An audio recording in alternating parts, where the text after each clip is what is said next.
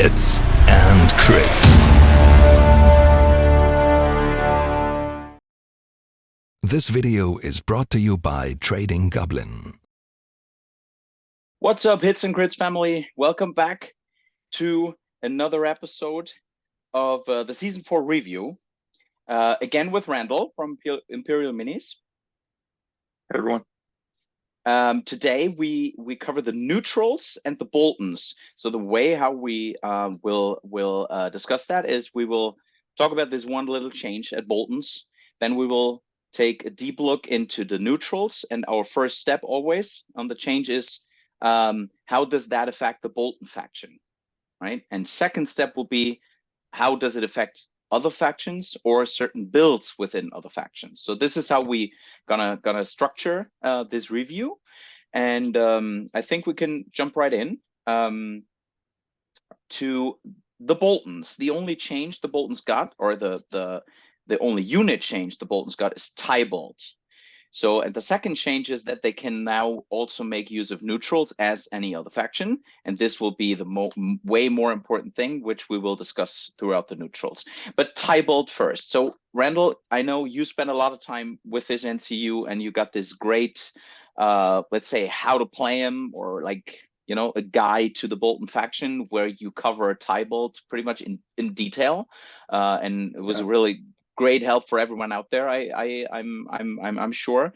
So this change on Tybald, please share your thoughts on how does that affect the Bolton faction and the NCU builds maybe around the Boltons.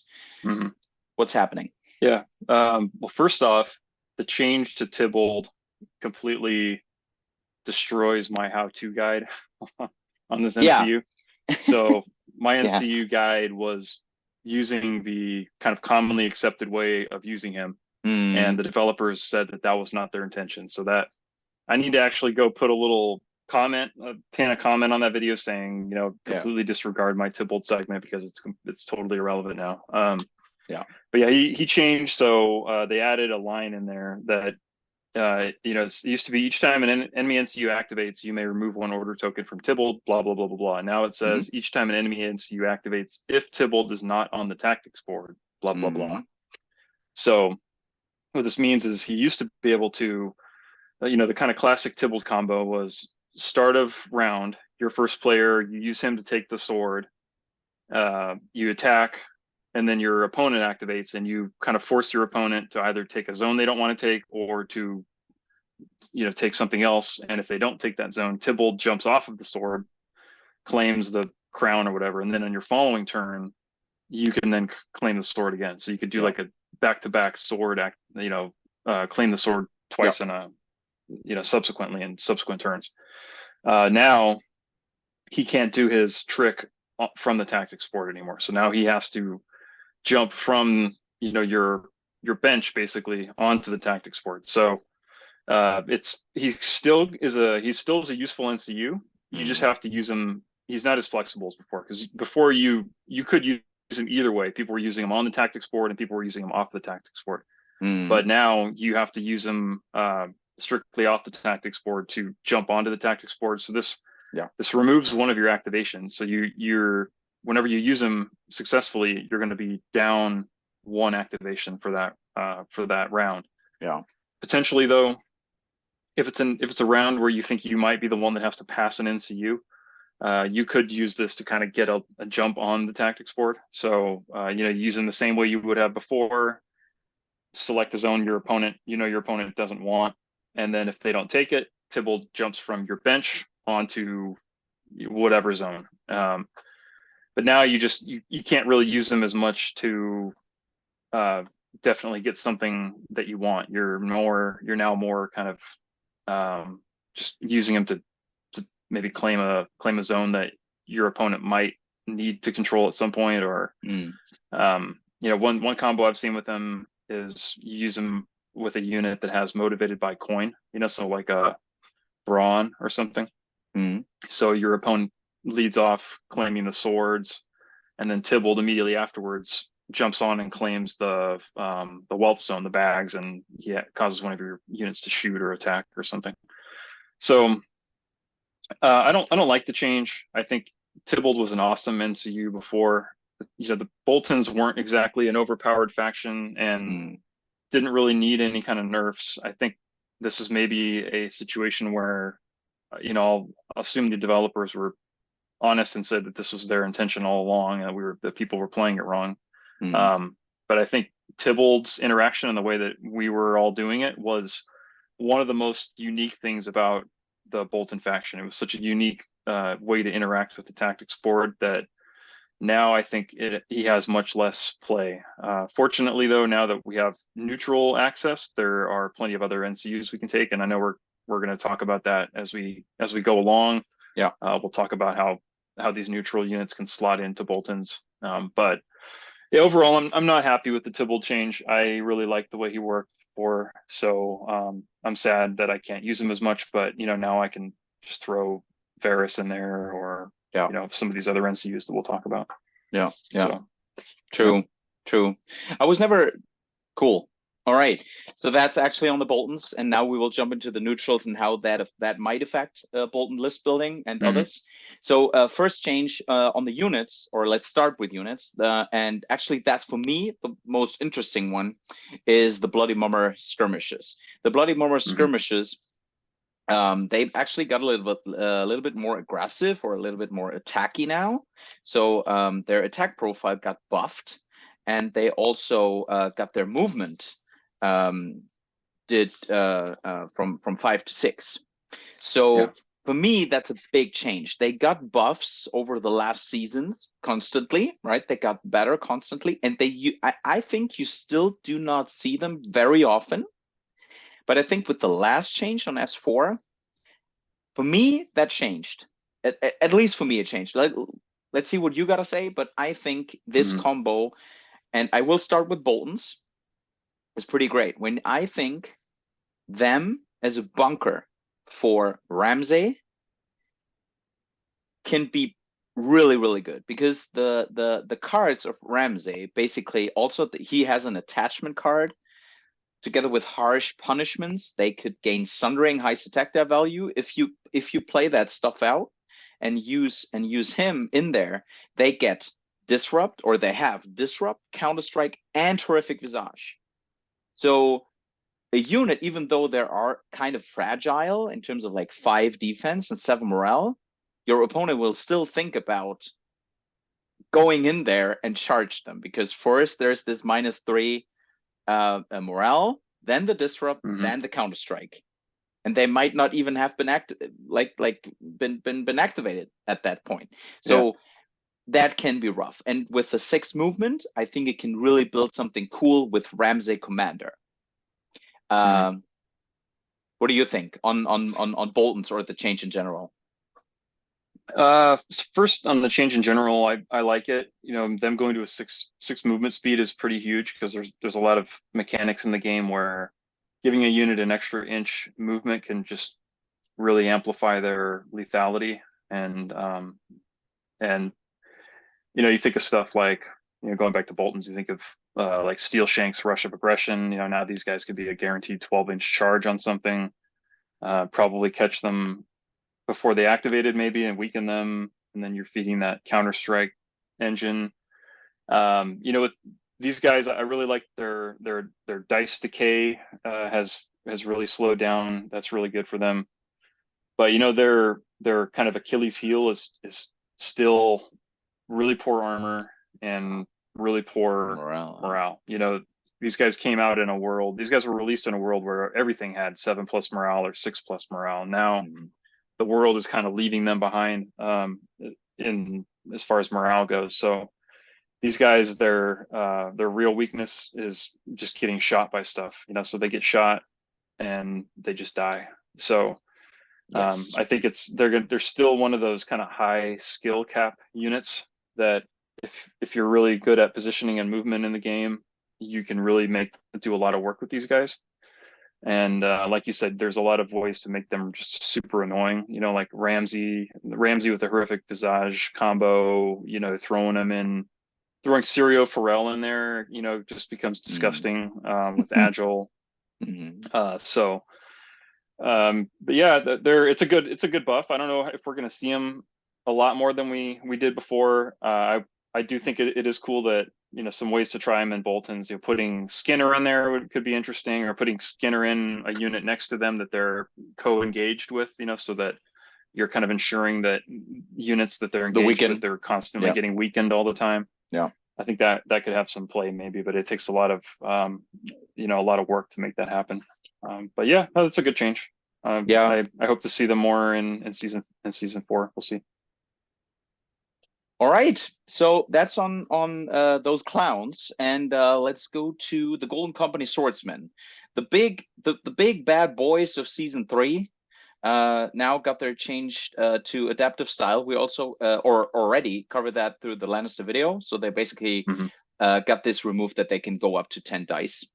So now they always they gain the offensive part of adaptive style. Basically gives them crit blow and sundering, and just for this turn, and that's the most important thing on those guys. And still they're 7. Now you see them way less than before, right? Before was pretty rough because they were everywhere, even in Night's Watch. Yeah, so now impressive. Like that basically put, like, you can watch that go on stats. Like, everyone moved together, right? All the factions moved together because everyone was playing it. Like, even Cotter Pike and Swordsman, where you cannot attach any vows or anything, it was still a thing because they were so oppressive. So now they're back in this new adaptive style, and you don't see them anymore. As we covered in the Lannisters, I think this is a good change for the game overall, and I still think they're playable, right? Because this profile is still decent, right? They have a 4 defense, they have a 6 morale, and they can buff that as needed. This particular turn, when you say, right, I get hit, I'm here right in the middle, and I get hit, I reduce my my defense to 3 and my morale to 4 because I just need it now. That's fine. And also the crit blow and sundering is also a pretty good thing when you attack. So I still think it's a good unit. I don't know. I don't like these guys anymore. I look at these guys now and I think I would just like to have the normal season 2021 straight out of the box Golden Company swordsman that we used to have, that had sundering, and you could roll highest attack die on owning the tactic zone, and they had iron resolve. Still miffs me quite a bit that these guys have worse morale. These frontline troops have worse morale than crossbowmen. But yeah, I don't know. I don't know if they have play in Boltons. I haven't seen them in Boltons. I mean, there are some good little combos there. You've got Ramsey has the opportunist card, so you can give him precision and vicious.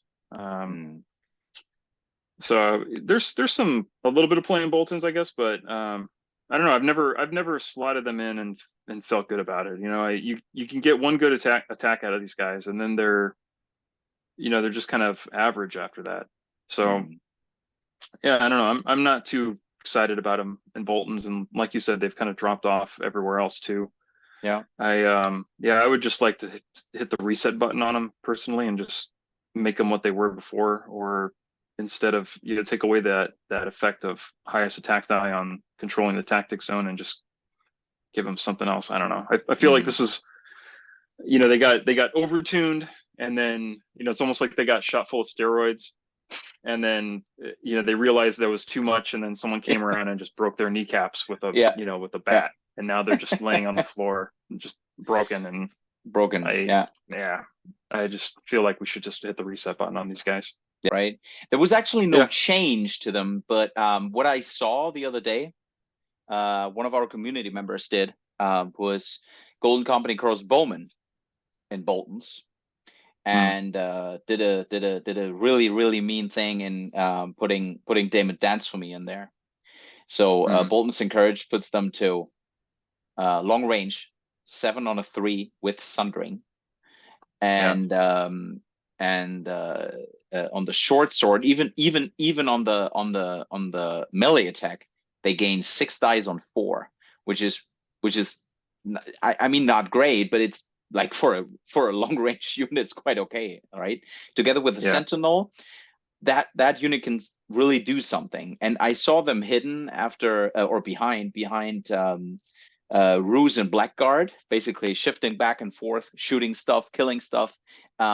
Great combo. There was again no change within the neutrals, but now when that you can take neutrals, I think there's a place for Golden Company crossbowmen within the Boltons, and now you can ask yourself, right? They have pretty good archers within the Boltons, but you need to be engaged. Those guys, they don't care, right? They get sundering. They can go up to 7 on a 3. They do long range. They don't really need the Bolton play, right? And as we all know, when Bolton archers hit something that is engaged, you always deal a wound, right? That's a thing, and everyone knows that, or like almost every Bolton player knows that Sour Ellen is a great attachment for the archers. But still, if you can't play it right, or if you don't have enough sustain through whatever tactics cards or the bags, that unit can melt away quite quickly, especially when you are not able to clear this rank, right? And when you play something like Baratheon like or Greyjoy like that can heal back quickly, and or makes you, or like heals back from a successful panic test, and you cannot clear this rank, you lose another 2, right? And those guys, they don't care, right? It's 1 point more and they don't care. So when you want to play ranged in Boltons, those guys is really those guys are a great alternative to the Bolton archers, and they won't get any punishment from it, right? Yeah, so it's worth trying. I haven't tried it yet, but I'd be interested in trying it. I have my Golden Company crossbowmen are like 50% painted. There's one of the rare occasions where I've stopped painting something and started something else. But yeah, I'd like to try that out. Yeah. So I saw that combo and it worked quite well. So that could be a thing when we are with since we talk Golden Company. So next change are the Lysine sellswords, the pirates, right? The pirates got their radius of the free cities changed. So basically aligns or is coherent now with the overall mechanic of pillage. So 1 pillage gives you +1 morale. Another pillage gives you +1 attack dice. So that's coherent with the Greyjoy faction. And the other change was on the Pirates' Blades. And the Pirates' Blades used to be precision. And also that when you have 2 pillage, you could always roll your highest attack value. And after completing a melee attack, this unit restores 1 wound for each pillage token it has. This is what it is now.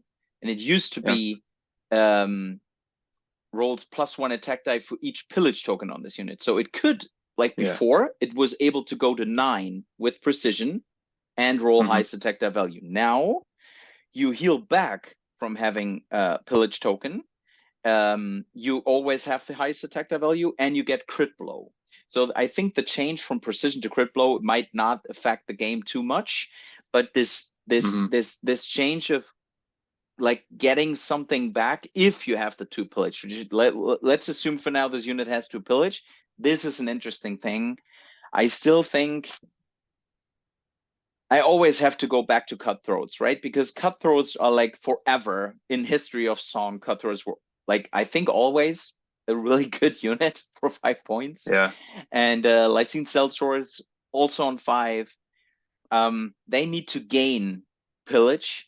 And the bad thing is when you play neutrals, or you put them in any other faction, except Greyjoy, there's no way of like, or even in Greyjoy, you do not have a source of pillage token for them.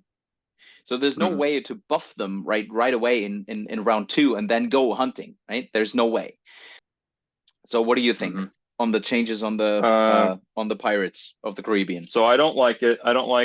You don't like it. I used to really like these guys before. I think we even talked about it in the season 3 in our like Greyjoy season 3 review. You know, I liked them in season 3. They were a good alternative to the Reavers, but now that Greyjoys have been buffed significantly since then, the Greyjoys also, any of the mechanics that would have given these guys pillage for, you know, free, quote unquote, free, now they're shut off from. So everything that Greyjoys have that can hand pillage out to things stipulates that it has to be a Greyjoy unit. Yes. So you can't even slot these guys in Greyjoys because they don't work any better in Greyjoys than they would in Baratheon. You know, if people can jump in and correct me if I'm wrong or if I'm missing any mechanics, but even like Eric Ironmaker NCU can only give pillage out to a Greyjoy unit. I'm pretty sure you're on Greyjoy attachment. I double checked. He can only give a start pillage off on a Greyjoy unit. Divide the Spoils only works with Greyjoy units. Some of their best influence abilities are Greyjoy units. So it's like Greyjoys are such a like insular faction that even other factions that, or even other units that use pillage, Greyjoys just don't want anything to do with them. So you have to look at these guys almost as, you know, like you said, the classic example of the cutthroats. Like cutthroats start off at like peak aggressiveness and peak power. You know, right out the gate, these cutthroats are good. These guys have to attack something a couple of times successfully before they can be all that they can be. And by that time, with a 5-up save, armor save, and a 7+ morale, they've probably been beaten up quite a bit, and they can now heal back a little bit. But healing back 1 wound or 2 wounds after an attack is not a lot. So yeah, I'm a little sad about kind of the state of this unit currently. I really wish they had more utility in Greyjoy lists, but I currently don't see how they can compete against cutthroats. I don't see a situation in where you would take them over cutthroats. So yeah, maybe we see a movement 6 in season 5 that could do something, right? We all know as like how important movement is in this game. But yeah, as you said, if I had to pick one of the two, I think you need to go with cutthroats. So yeah. So next one, Stormcrow Archers, a ranged unit, long range unit. They just gained loyalty through coin. Doesn't seem like much, but I think, and we come to Jaqen later, but just in the vacuum, this unit was always good when you put it into, and I'm talking neutralists here, when you made use of Peter and Varys, especially with the old Peter, right? But those guys were quite good when you did the tactics board play, right? Because they gain sundering on bags, they get the rerolls on the what was it, letters, right? The swords. The swords, exactly. And on the ladders before rolling attack, the defender becomes vulnerable. So if you play your cards right on the tactics board, this unit can be a devastating long range unit, even though they are on a 4. But again, when played right on the tactics board, they can deal them. Yeah, you know, with loyalty through coin, these guys can become pretty tanky archers. You know, and as far as archers go, these guys end up becoming basically like a R'hllor Lightbringer. You know, those guys are a 4-up, 6-up, and that's what these guys can become if you control the wealth zone. So, yeah, but like you said, these guys are they take some skill. I think some skill and a little bit of luck to use properly, because you have to have certain zones, and you never know exactly which zones you're going to have. So you they're almost like a goodie bag ranged unit. You know, you kind of will usually get one of those abilities on there at least, but you can't necessarily always be able to control which ones you get. I think loyalty through coin on these guys is great. One of the problems I always had with these guys is once they got attacked, they just melted away. Like most archers do. But now with loyalty through coin, these guys could get attacked by a unit and maybe stand up to a few hits before they died, if you could control the wealth a little bit. Like you said, though, they're a 4+ to hit, so they are extremely vulnerable to weakened tokens. If you don't have rerolls and you roll a 4+, 7 dice on a 4+, you maybe get 3, you maybe get 4 if you're lucky. And then if you have to re-roll those again, you maybe get 1, you maybe get 2 hits. So, you know, a lot will depend on taking care of these guys to clear off tokens and control the zones you want to control. But I think it's a good change. You know, you look at lists like with Dario Commander, and he has ways to control the bags. I think you could see a lot of play and a lot more play now. I'm not saying Dario Commander is going to start lighting the world on fire, but you know, you can do some interesting things with them. So I like the change. I think it's a better change than what you might expect, where they're just going to tune up the morale a little bit or tune up the movement speed or something. So I like changes like this that add an ability. I think that's great. You know, the other Stormcrow changes we'll see are just minor, like they're just turning the wheels a little bit of the stats, the unit stats. I think adding loyalty through coin is an actual interesting change. So yeah, I like it. It's cool. Yeah, and now one final sentence on Jaqen, right? Jaqen, with his card Brothers in Arms, we all know, right? We gain attack die for each unit around you in short range. Is it short range? Yeah. So you gain this. Jaqen, yeah, it's the it has to be a Stormcrow unit though, right? Yeah. So, but again, those guys, that it plays a little bit into Jaqen, right? Because you attach this card until you fail a panic test. And now with this, right, if you make double use of the like you go on bags or you control bags for whatever reason, you get this double effect of you gain Sundering, and they gain this +1 defense, +1 morale. They might have Brothers in Arms on there, and right, it's a little bit, it might be a little bit harder to get this card off then. So I think this is the main reason why they put loyalty through coin in there, with the release of Jaqen right before it. I know there's Stalwart Mercenaries in there, so this card where you basically get this +2 to your panic test, or you pass the test if you're in if this is in short range of Jaqen. So, but still, it's on a card, and if you don't have the card, you might rely actually on this loyalty to coin, right? Or you must rely, right? Not saying it's great, but it's better than 7, right? So yeah. So I think that's the main thing, and it plays into Jaqen quite good. So yeah. All right. So Stormcrow Dervishes, always a unit that I liked.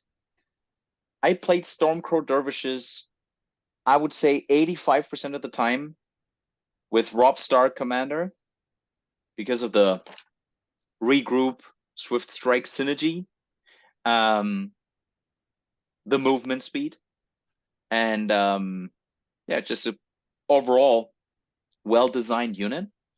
And now they got the morale buffed from 6 to 5. I think this unit now is way more usable for a lot of factions, a lot of builds, even beyond stuff like enhanced mobility and stuff, or commanders that give you something off the retreat. So yeah, what do you think? I think this unit is well designed now for its point cost and what they do. Yeah, you know, this unit, the developers really want people to use this unit, and there must be a warehouse full of these dervishes out there they're trying to sell, because they keep buffing this unit every year. This unit gets buffed at least once. So, you know, it's like they keep getting invited to the party, but they always leave the party alone. You know, it's like they keep getting buffed and brought in. It's like, hey, come on in here, guys. Yeah. Go. And then nobody ever takes them. Yeah. And they're actually the only neutral unit that I do not own a copy of. That's how kind of bad and how little I have ever thought about using them, that they're the only unit that I don't have. And now at a 5+ though, I think they have a lot more play. You know, there's so many panic mechanics in this game that can just really dish out a ton of wounds to things with panic, that I think, and these guys, their play style is going to be to jump in and jump out of combat. So they're going to have to be prepared to take a big punch in the face, or take a Lannister supremacy or something like that. And now being at a 5+, they're a much more they're at that elite morale value that you would expect from a 7-point unit.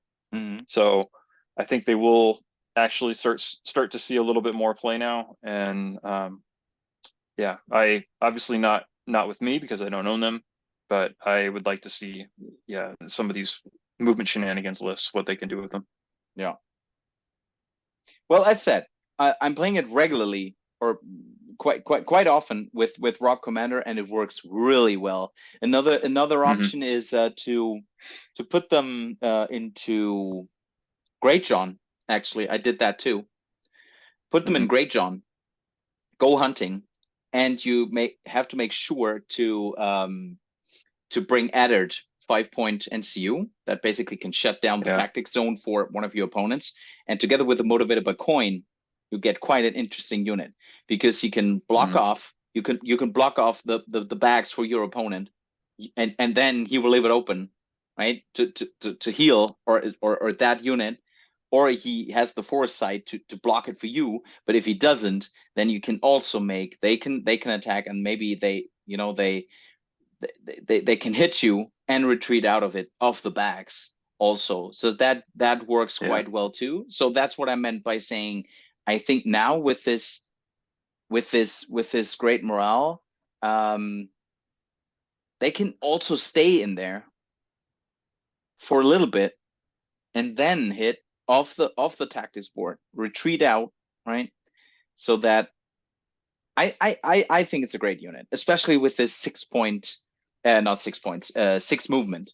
The 6 movement for such a unit, 7 on 3s, 7, 6, 4, right? I like it. I really like it. For Boltons, is there a place in Boltons for them? I'm not sure. I again go to Ramsey.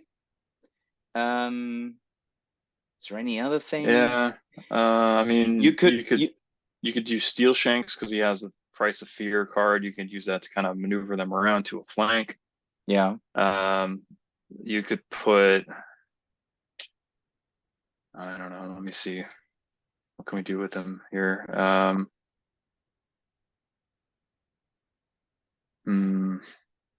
I was actually thinking Vargo Hote Commander, Dervishes as his bunker, and then build something around with Boltons. Yeah. But the main reason would be there won't be, well, there is. You could have the heals off of Cruel Methods, and Harsh Punishments is also a thing. So Harsh Punishments would give them Sundering. Give them Sundering and high detective value, 7 on 3. Yeah. You could put them on a Roost list and then stick Steel Shanks 1-point Sentinel attachment in them. Also and then good. Use Sentinels to kind of swing around flanks, do some work that way. That could be good. Yeah. So I think there are options also in Boltons because this unit is quite well set up now. I mean, they can get hit. They have the sustain. They have the offensive power. They have the option to hit twice. I think you can make use of them in almost any list. They have better morale than almost anything in the faction other than dogs. They have the best human morale in the Bolton faction. So yeah, that's good. I think this is, and we will discuss that also with the mercenaries. I think this is a common theme that we see in the last, I don't know, like 2 season updates, that morale buffs for almost everyone, right? Almost everyone get morale buffs. And I, as you said in the beginning, you said like in the old days, everyone was on 7 or most of it. And Night's Watch was basically one, like this morale holy island of like, people having 5 morale, and this was their thing.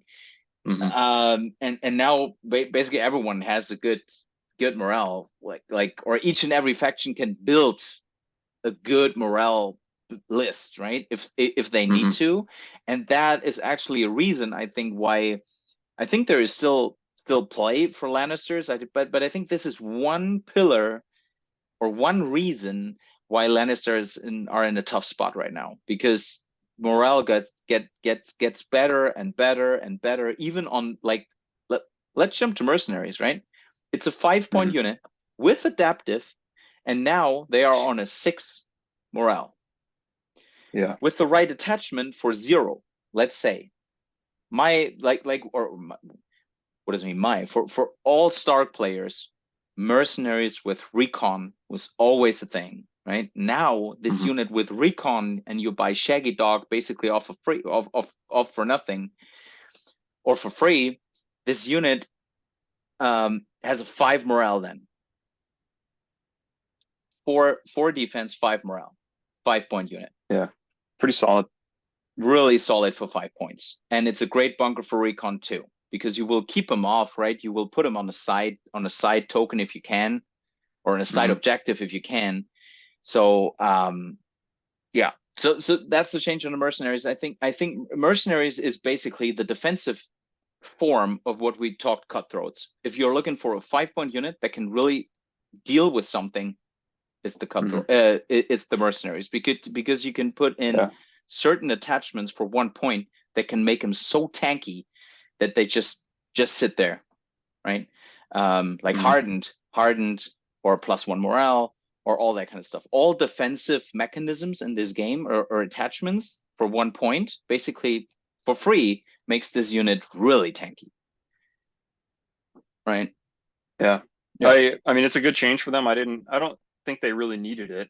Yeah, because the mercs are kind of like a utility, like support.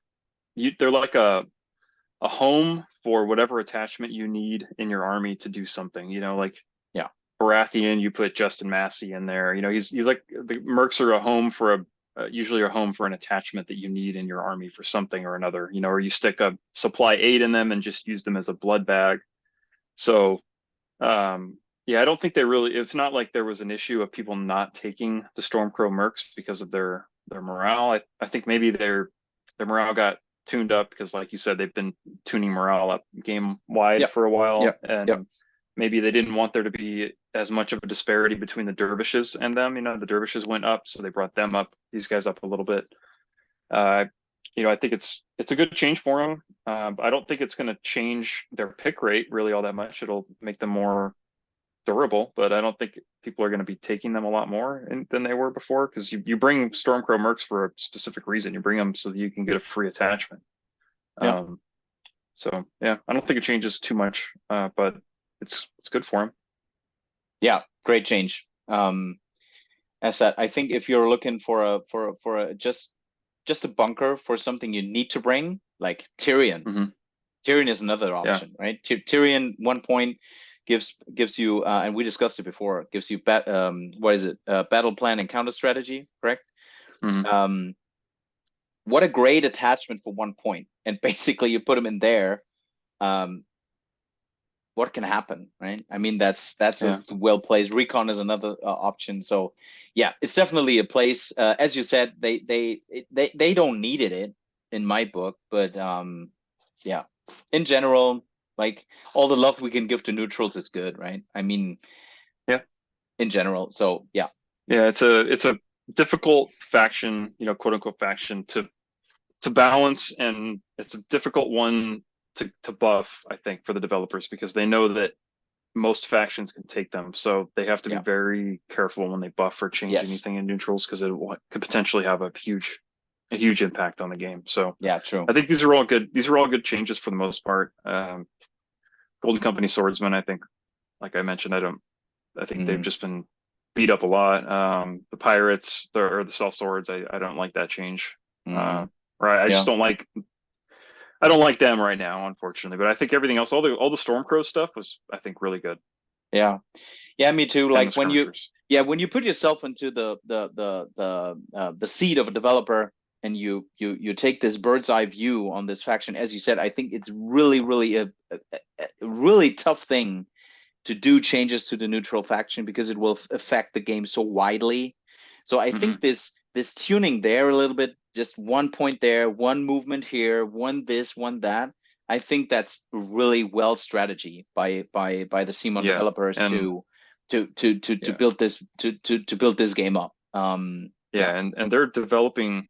We see the game now, and we see the game as it used to be. The developers live in the now and the future. You know, so they're balancing the game to make it fun and to play now, but also to make whatever's coming next fit in the game, and developing it, you know, changing it to be the game that they want it to be. So we have to kind of keep that in mind, and, you know, I guess extend them a little bit of grace when they're making these changes, that they have a much bigger picture of the game than we do.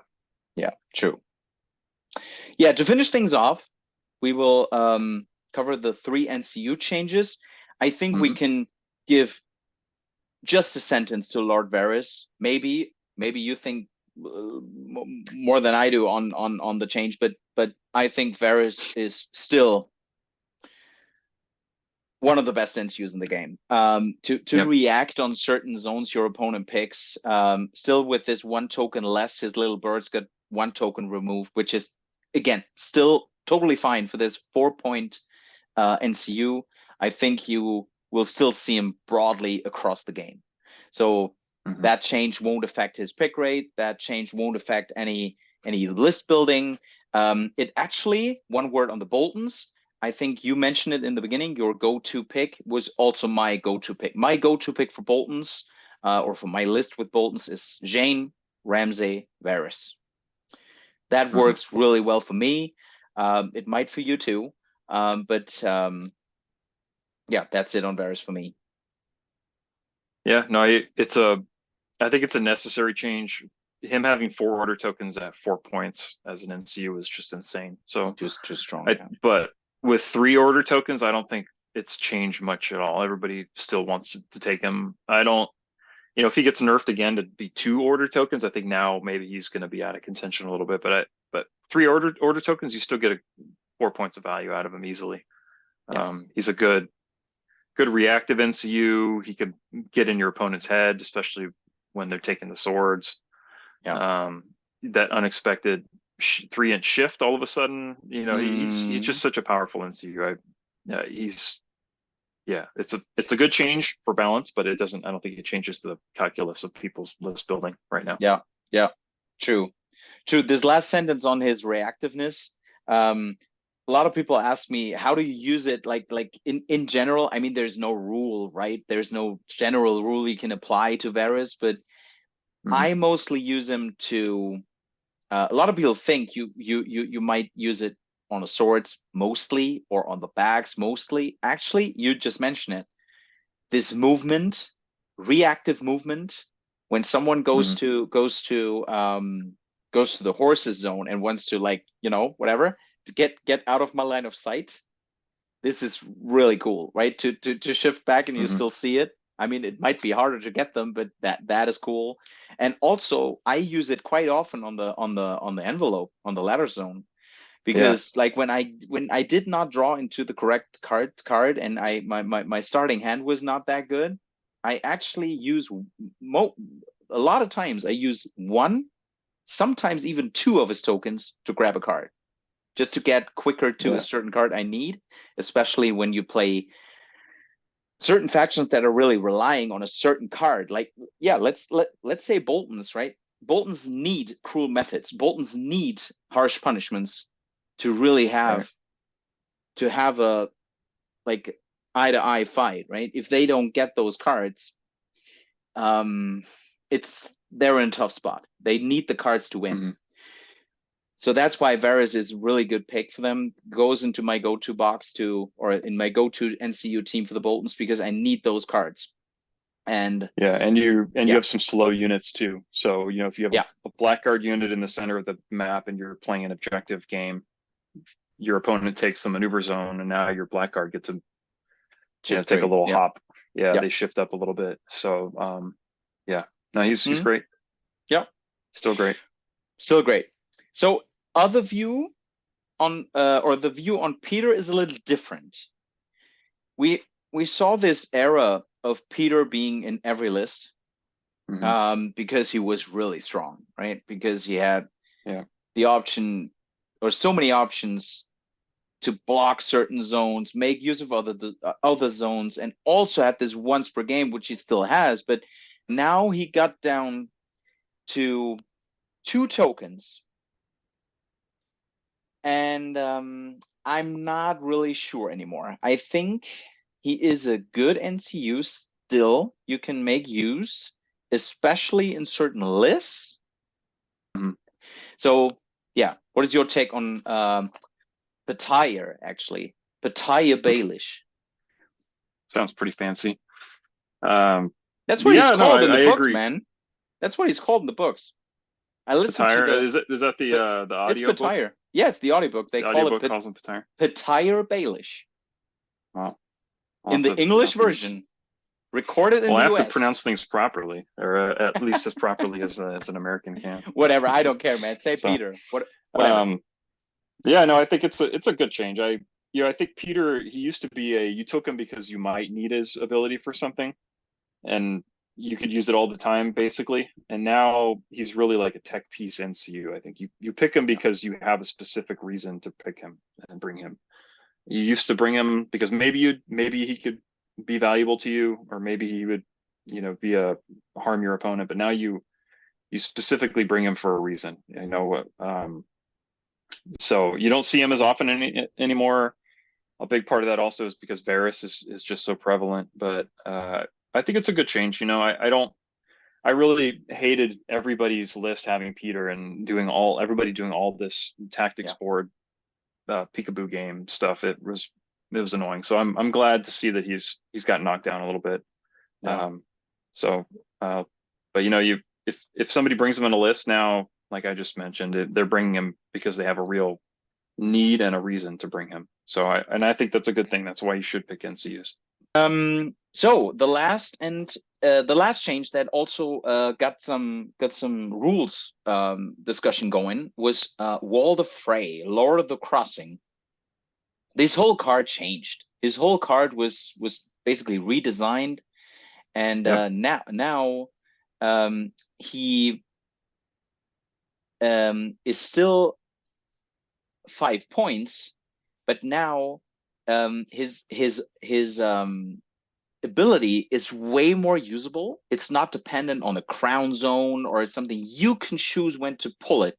Yeah, and this you is have a lot more control. Exactly, and this is a crucial change for a 5-point unit. A 5-point NCU should do something in your game, right? It should do. You should benefit from a 5-point NCU. I mean, in general, you should benefit from an NCU, but I'm just saying if you invest 1 point more on an NCU, there needs to be something that can be pulled off quite easily. And the old Wall of Frey was not easy to pull off.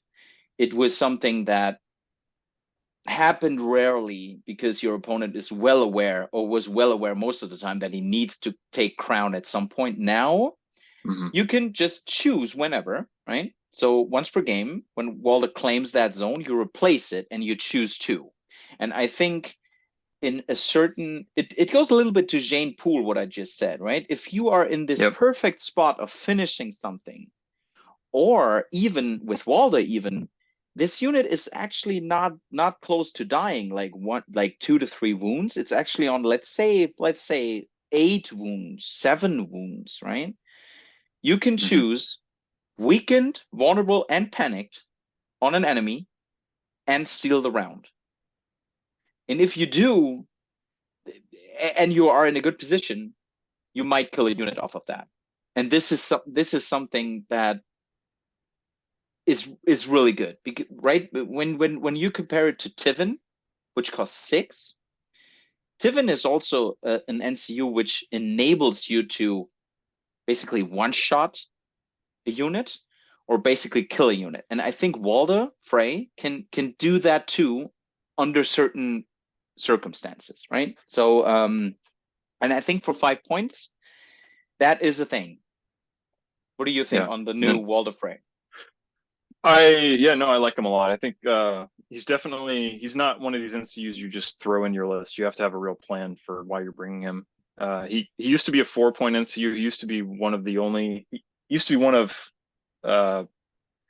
was there were 4-point NCUs and neutrals, but he's just so difficult to use. Like you said, he requires the crown zone to get the most out of it. And if you're playing an opponent who knows what they're doing or is paying attention, they can just block off the crown zone. So a lot of times you take this guy, you never know if or when you're going to be able to get his round stealing ability. So most of the time you would only bring him because you're expecting to want to just get whatever zone affected that you want, but you had to take him, you had to activate him at a certain time. So his activation was completely broadcasted. Yes. Now though, I think he's much better. I really like that you get some options in what you can do with him. And like you said, there's some really cool combos with him now. You know, I don't think he's necessarily going to be winning tournaments, but he's going to be a super fun NCU to use. Like you mentioned with the Jane Pool combo, you can use Jane Pool to steal first player for one round, and then the following round you can just use Walder to steal first player again. So you could potentially go first for 3 rounds in a row, which is pretty cool. And then, you know, you could do the same thing basically in a Baratheon list with Crescent. You know, you've got Crescent who you can kill to activate once, or to activate first. So, you know, let's say one round you're first player, the next round you pop Walder to steal first player, and then the following round you kill Crescent to activate him first. So you could do some really cool stuff. I know there was a bunch of discussion online about how Walder interacts with Outflank. I don't know how that discussion was resolved, but I think the concern or thought was that his round stealing effect is kind of shares the same timing with the decision to outflank something. Then so you can choose. You could choose the order, you know, so you could outflank a unit and then steal first player and use that outflanked unit to just smash something. Yes. And I'm not sure if that situation has been resolved in an FAQ or anything. I can't recall if there was any official word on that, or if that's just kind of a TO decision at this point. I think I think it's not resolved, and I'm pretty sure it's not resolved. But I remember when we launched the War of the North tournament here in Germany, and season 4 released like 1 week before the tournament. So we had quite intense discussion on it, and actually I reached out to a lot of, let's say veterans in the game, well-known people across the game globally, and we discussed it. And the main take was we should play it as rules as written, and rules as written would be actually that you outflank, and then you say, I can now be first player, and I can charge your charge your rear. But that being said, I did not see any list including Walder and outflank during the War of the North tournament. And when you now check Hall of Champions, when you now check meta, when you check people playing, I don't see it. And I think it comes with elo when you go up, when you go up the elo ranks. I think you can prep it. I think it's not an OP thing, even if it stays like that. I think it's not the intention of the developers also. So I'm pretty sure that's not their intention, that you can do that. So there might be an FAQ at some point. But again, that being said, I think it's not OP. It's not something that breaks the game. If it would be seen way more often. So anyway, I don't know. I like the change. It's cool. I'd like to try Walder. I haven't tried him yet in season 4. I'd probably do one of the janky double first turn or first player combos. You know, do the Jane Pool thing. Do the Jane Pool thing or the Crescent thing. That's probably what I would do. Yeah, but then you have to invest 10 points on your NCUs, right? 10 points on the NCUs and Ramsey probably, and then you still steal 2 rounds, which is good, but still imagine the list you can build then with 14 points on. I would do a Bolton Elephant list, another Bolton Elephant list, and go first 3 rounds in a row and just stomp. Yeah. That shows you where my head is. Yeah. It's not in winning games, it's in having a good time and doing stupid things. Yeah. Yeah, you can definitely do stupid things with Walder. So so that's it on the neutrals and Boltons changes, meta, how it affects the list building.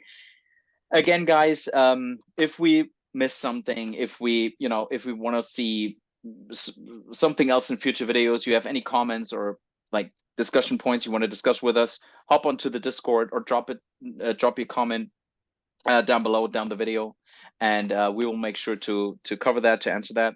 And I think there's nothing more to say than until we meet again, everyone roll those crits.